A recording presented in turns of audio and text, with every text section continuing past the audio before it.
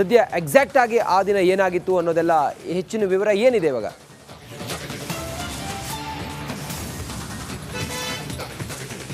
S Ranjit, ತನಿಖೆಯ ಭಾಗವಾಗಿ ಈ ಒಂದು ಪ್ರಕ್ರಿಯೆಗೆ ಪಾಯಿಂಟಿಂಗ್ ಔಟ್ ಮಹಜರ್ ಅಂತ ಕರೀತಾರೆ, ಅಂದರೆ ಕಾನೂನು ಪ್ರಕ್ರಿಯೆಯಲ್ಲಿ.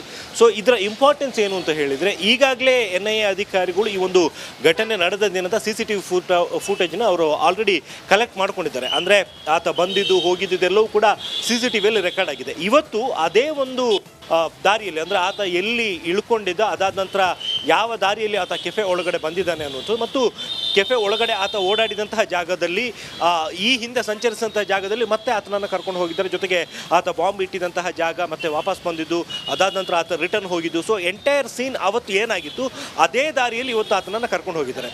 ಸೊ ಇಲ್ಲಿ ನಾವು ಗಮನಿಸಬೇಕಾದ ವಿಚಾರ ಅಂತ ಹೇಳಿದರೆ, ಒಂದು ಕಡೆ ಅವತ್ತು ಕೃತ್ಯ ನಡೆದ ದಿನದಂತಹ CCTV ಫೂಟೇಜ್ ಇದೆ, ಅಂದರೆ ಅದರಲ್ಲಿ ಆತ ಓಡಾಡಿದ್ದು, ನಡ್ಕೊಂಡು ಬಂದಿದ್ದು, ಬಾಂಬ್ ಇಟ್ಟಿದ್ದು ಇದೆಲ್ಲವೂ ಕೂಡ ಇದೆ.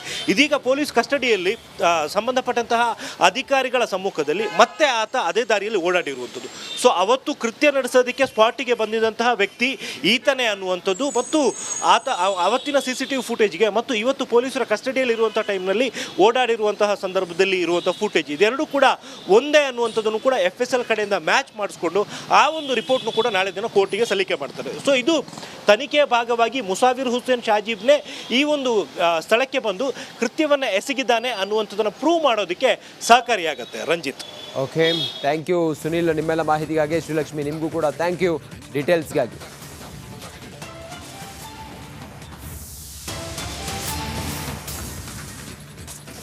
ರೇಣುಕಾ ಸ್ವಾಮಿ ಕೊಲೆ ಕೇಸ್ನಲ್ಲಿ ದರ್ಶನ್ ಅಂಧರಾಗಿದ್ದಾರೆ. ಪರಪ್ಪನ ಅಗ್ರಹಾರ ಜೈಲಿನಲ್ಲಿದ್ದಾರೆ. 1.5 ತಿಂಗಳಾಗಿದೆ. ಗಂಡನ ಬಿಡುಗಡೆಗಾಗಿ ವಿಜಯಲಕ್ಷ್ಮಿ ಟೆಂಪಲ್ ರನ್ ಮುಂದುವರಿಸಿದ್ದಾರೆ. ನಿನ್ನೆ ಅಮಾವಾಸ್ಯೆ ಪ್ರಯುಕ್ತ ಬನಶಂಕರಿ ದೇವಸ್ಥಾನಕ್ಕೆ ವಿಜಯಲಕ್ಷ್ಮಿ ಪೂಜೆ ಮಾಡಿದ್ರು. ಬನಶಂಕರಿ ದೇವಸ್ಥಾನಕ್ಕೆ ಹೋಗಿ ಬನಶಂಕರಿ ಅಮ್ಮನಿಗೆ ವಿಶೇಷ ಪೂಜೆಯನ್ನು ಮಾಡಿಸಿದ್ರು ವಿಜಯಲಕ್ಷ್ಮಿ. ಹಿಂದೆ ಕೊಲ್ಲೂರು ಮತ್ತು ಬಂಡಿ ಮಕ್ಕಳಮ್ಮ ದೇವರಿಗೂ ಕೂಡ ಪೂಜೆಯನ್ನು ಮಾಡಿದ್ರು ವಿಜಯಲಕ್ಷ್ಮಿ. ಒಟ್ಟಾರೆ ಕಾನೂನಿನ ಕಟ್ಟಳೆಗಳು ಬಿಗಿಯಾಗ್ತಾ ಇದೆ ದರ್ಶನ್ಗೆ. ಎವಿಡೆನ್ಸ್ಗಳು ಸ್ಟ್ರಾಂಗ್ ಇದ್ದಾವೆ. ಹೀಗಾಗಿ ದರ್ಶನನ್ನು ಹೊರಗಡೆ ಕರ್ಕೊಂಡು ಬರೋದು ಬಹಳ ಕಷ್ಟ ಆಗ್ತಾ ಇದೆ. ದೇವರ ಮೊರೆ ಹೋಗ್ತಾ ಇದ್ದಾರೆ ಈ ಕಾರಣದಿಂದ ವಿಜಯಲಕ್ಷ್ಮಿ.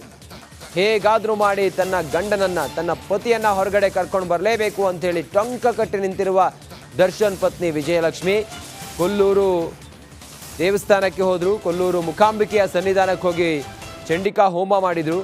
ಅದಾದ ನಂತರ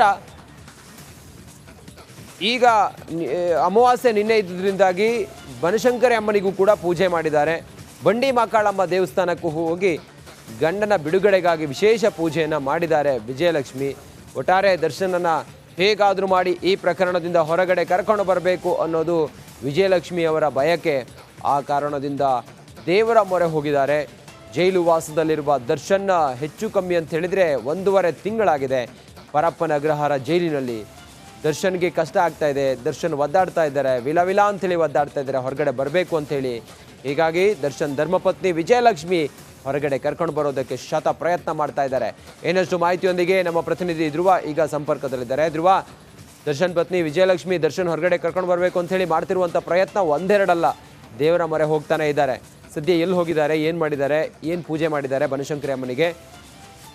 ಎಸ್ ರಂಜಿತ್, ಈಗ ನಿನ್ನೆ ಅಮಾವಾಸ್ಯೆ ಇತ್ತು ನೋಡಿ, ಹೀಗಾಗಿ ನಿನ್ನೆ ಭೀಮನ ಅಮಾವಾಸ್ಯೆ ವಿಶೇಷವಾಗಿ ಗಂಡನ ಪಾದ ಪೂಜೆ ಮಾಡೋದ್ರಲ್ಲಿ ಅತಿ ಪ್ರಾಮುಖ್ಯತೆಯನ್ನ ಪಡ್ಕೊಳ್ಳುತ್ತೆ ನಿನ್ನೆ ಆದಂತ ಭೀಮನ ಅಮಾವಾಸ್ಯೆ. ಹೀಗಾಗಿ ವಿಜಯಲಕ್ಷ್ಮಿ ಅವರು ತಮ್ಮ ಪತಿ ಈಗ ಪರಪ್ಪನ ಅಗ್ರಹಾರ ಸೇರಿದ್ದಾರೆ. ಹೀಗಾಗಿ ಪತಿಯ ಒಳಿತಿಗಾಗಿ ಅವರು ಬೇಗ ಬಿಡುಗಡೆ ಆಗ್ಲಿ ಅನ್ನುವಂತ ಒಂದು ಕಾರಣಕ್ಕಾಗಿ ಪದೇ ಪದೇ ಬೇರೆ ಬೇರೆ ದೇವಸ್ಥಾನಕ್ಕೆಲ್ಲ ಹೋಗ್ತಾ ಇದ್ದಾರೆ. ನಿನ್ನೆ ಇದು ಬನಶಂಕರಿ, ಬೆಂಗಳೂರಿನ ಪ್ರಸಿದ್ಧ ದೇಗುಲ ಬನಶಂಕರಿ ದೇಗುಲಕ್ಕೆ ಹೋಗಿ ತಮ್ಮ ಸ್ನೇಹಿತೆ ಜೊತೆಗೆ ಅವರು ತೆರಳಿದ್ರು. ಆ ಸಂದರ್ಭದಲ್ಲಿ ದೇವರಿಗೆ ವಿಶೇಷ ಪೂಜೆಯನ್ನ ಕೂಡ ಸಲ್ಲಿಸಿದ್ದಾರೆ. ಈ ಹಿಂದೆ ಕೂಡ ಇದು ಕೊಲ್ಲೂರಿಗೆ ಹೋಗಿ ಚಂಡಿಕಾಯಿ ಯಾಗವನ್ನ ಮಾಡ್ತಿದ್ರು. ಅದಾದ ನಂತರ ಅವರು ಅದಕ್ಕೆ ಹಿಂದೆ ಚಾಮುಂಡಿ ಬೆಟ್ಟಕ್ಕೆ ಹೋಗಿ ದರ್ಶನವನ್ನ ಕೂಡ ಪಡೆದಿದ್ರು. ಬಂಡಿ ಮಕ್ಕಳಮ್ಮ ದೇವಿಯ ಮೊರೆ ಹೋಗಿದ್ರು. ಹೀಗಾಗಿ ಶಕ್ತಿ ದೇವತೆಗಳ ಮೊರೆ ಹೋಗಿ ಪತಿಯನ್ನ ಪಾರು ಮಾಡಲು ಪತ್ನಿ ವಿಜಯಲಕ್ಷ್ಮಿ ಸಾಕಷ್ಟು ಪ್ರಯತ್ನವನ್ನ ಪಡ್ತಾ ಇದ್ದಾರೆ. ಈಗ ಸದ್ಯ ಮೊನ್ನೆ ಕೊಲ್ಲೂರು ಮೂಕಾಂಬಿಕಾ ಸನ್ನಿಧಿಗೆ ಹೋದಾಗ ದರ್ಶನ್ ಅವರನ್ನ ಭೇಟಿ ಮಾಡಿ ಪ್ರಸಾದವನ್ನ ಕೂಡ ನೀಡಿದ್ರು. ಈಗ ನಿನ್ನೆ ದರ್ಶನ ಮಾಡಿ ಬಂದು ಈಗ ಇವತ್ತು ಅಥವಾ ನಾಳೆ ದರ್ಶನ್ ಅವರನ್ನ ಭೇಟಿಯಾಗಿ ಈ ಬನಶಂಕರಿ ಅಮ್ಮನವರ ಒಂದು ಪ್ರಸಾದವನ್ನ ಕೂಡ ನೀಡುವ ಸಾಧ್ಯತೆ ಇದೆ. Ranjit, okay Dhruv, thank you ಮಾಹಿತಿಗಾಗಿ. ಜೈಲಲ್ಲಿ ಹಗಲಿರುಳು ಕಾಲ ಕಳೀತಾ ಇರುವ ದರ್ಶನ್ಗೆ ದಿನ ಕಳೆದಂತೆ ಟೆನ್ಷನ್ ಮೇಲೆ ಟೆನ್ಷನ್ ಜೋರಾಗ್ತಾನೆ ಇದೆ. ಕೊಲೆ ಕೇಸ್ ಸಂಬಂಧ ದಾಸನಿಗೆ ಜೈಲೇ ಗಟ್ಟಿಯಾಗಿರುವಂತೆ ಕಾಣ್ತಾ ಇದೆ. ಈ ಕುರಿತು ಒಂದು ವರದಿ ಇದೆ, ನೋಡ ಬನ್ನಿ.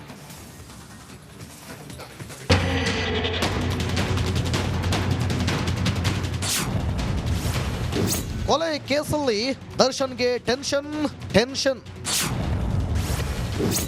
ಖಾಕಿ ಕೈ ಸೇರುತ್ತಾ ಎಕ್ಸ್ಕ್ಲೂಸಿವ್ ರಿಪೋರ್ಟ್.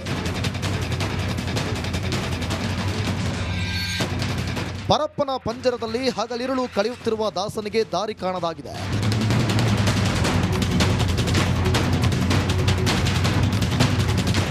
ತನಿಖೆ ಮಾಡ್ತಿರೋ ಪೊಲೀಸರಿಗೆ ಇಂಪಾರ್ಟೆಂಟ್ ರಿಪೋರ್ಟ್ ಕೈ ಸೇರಲಿದೆ.